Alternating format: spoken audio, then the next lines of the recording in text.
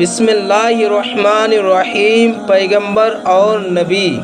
اللہ تعالیٰ بڑا مہربان ہے، اس نے اپنے کرم سے دنیا میں کچھ نیک بندوں کو بھیجا تھا کہ وہ انسانوں کو سیدھی راہ بتائے اور برے کاموں سے بچائے۔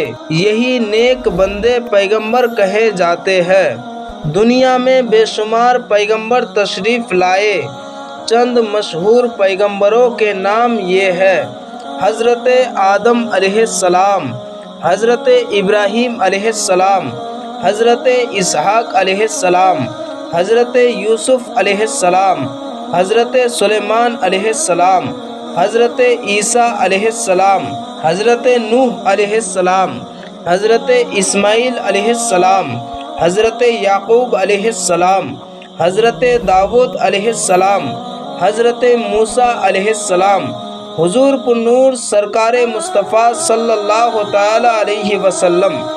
اللہ تعالیٰ نے سب پیغمبروں کے آخر میں حضور سرکار مصطفیٰ صلی اللہ تعالیٰ علیہ وسلم کو اس دنیا میں بھیجا ہے۔ حضور کے بعد اب کوئی نیا پیغمبر نہیں آئے گا، نہ آ سکتا ہے۔ ہاں، حضرت عیسیٰ علیہ السلام جو اس وقت آسمان پر رہتے ہیں، وہ اس زمین پر دوبارہ ضرور تشریف لائیں گے، مگر وہ کوئی نئے پیغمبر نہیں۔ عربی بولی میں پیغمبر کو نبی اور رسول کہتے ہیں۔